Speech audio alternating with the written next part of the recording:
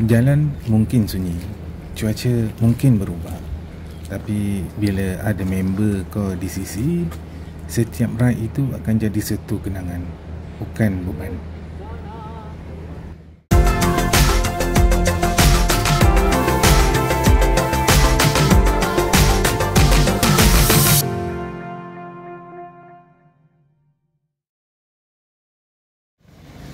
Assalamualaikum saudara. Alhamdulillah, hari ini cuaca cerah untuk kami memulakan ride pada hari yang kedua. Ini pemandangan di sekitar hadapan penginapan kami. Nanti saya sharekan locationnya di description. Jangan terkejut kalau saya kata harganya murah. Satu malam RM90 sahaja. Baloi tak untuk bilik yang standard? Assalamualaikum. Hari ini hari yang kedua kita akan meneruskan perjalanan kita. Untuk semalam satu hari total mileage ialah 432.6 km. InsyaAllah hari ini kita akan ke utara lagi, ke Kedah dan Perlis. Doakan kami insyaAllah.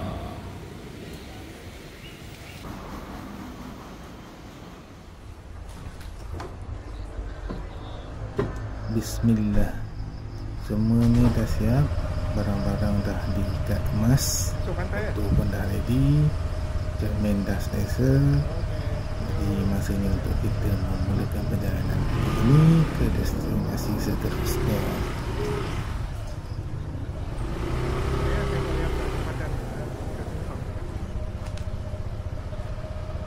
Alamak, boleh pula terlupa cermin mata. Wah, betul.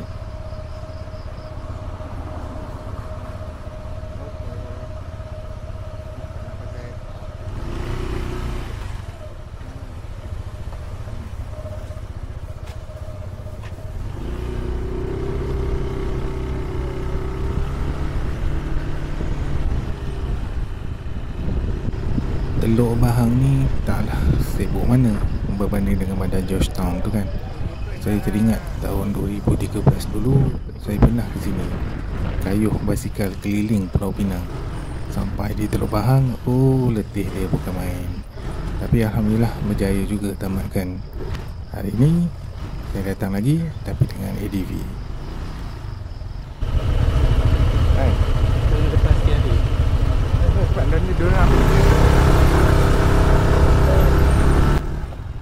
entah macam mana kami terjumpa kawasan nelayan, perkampungan nelayan aku. Adalah bot-bot kecil. Kemudian tempat ni pun cantik untuk orang. Jadilah buat bergambar kenang-kenangan.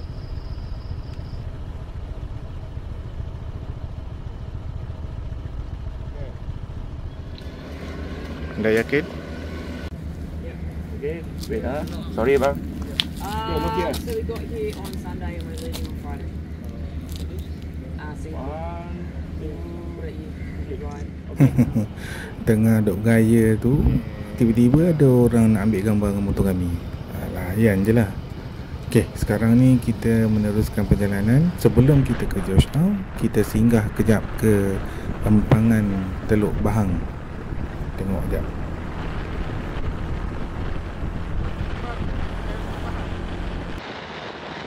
Hai, mana air? Semalam kami sampai ke sini memang lencun dengan hujan sepanjang perjalanan. Dari jambatan sampailah ke Teluk Bahang. Malam pun hujan lagi.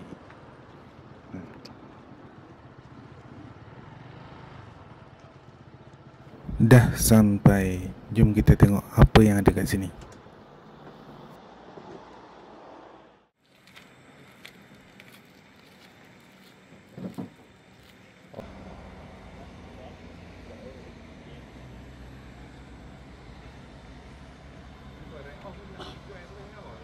Jalan.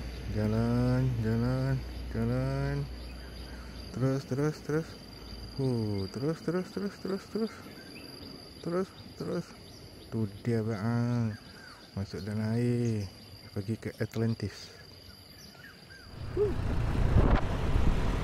Lepas ambil gambar scaping 2, kami pun terus berangkat. Jom.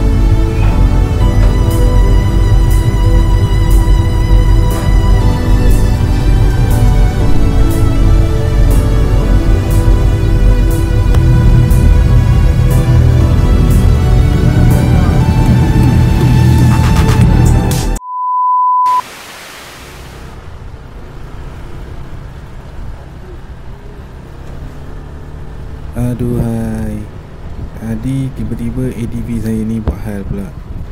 Masa saya nak bayar tiket masuk ferry, enjin mati. Kemudian saya nak hidup-hidupkan tak boleh. So habislah saya punggah sana sini, tak boleh juga. Saya dorong ke kiri, dorong ke kanan, ke depan, ke belakang, entah macam mana. Okey, boleh start enjin balik. Keluar dari ferry pun masalah yang sama. Enjin tak boleh start pula. Aduh, ingatkan dah nak kena tolak dah sampai keluar. Mujurlah beberapa kali cuba, boleh juga start enjin. Alhamdulillah. Mujur saya pernah baca kes-kes ni dekat dalam grup FB. Adalah beberapa orang pengguna ADV menghadapi masalah yang sama. Caranya, tolak dulu ADV tu jauh sikit dari tempat yang kita ada masalah tu. Mungkin selepas tu InsyaAllah masalah selesai. Macam saya lah, tiba-tiba je.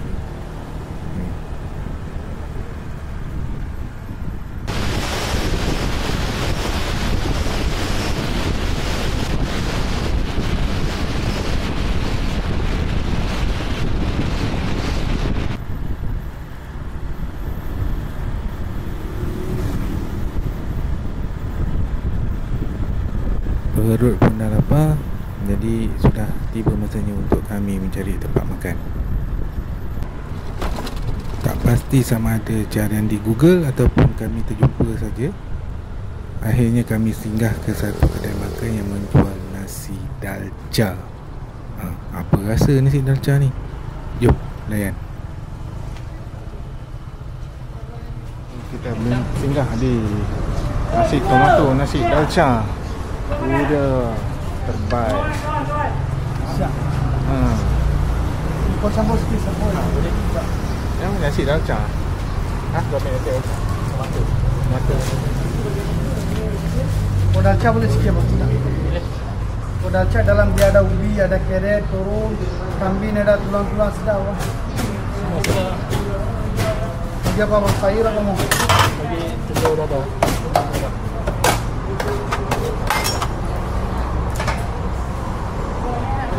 Sayur ni, kopi. Ya, Abang tengok rasa tu. Ini baik. dah Nanti kena gawat nanti. satu cukup, dua. Lagi dua. Satu cukup. Lagi. Satu. Okey. Cukup. A few moments later. Alhamdulillah, perut memang sengkak kekenyangan. Jadi nak tak nak kami tetap kena teruskan perjalanan walaupun mata tak membenarkan sebenarnya. Tak apalah, ini kita dah ada perancangan. Kita akan teruskan ke destinasi yang seterusnya.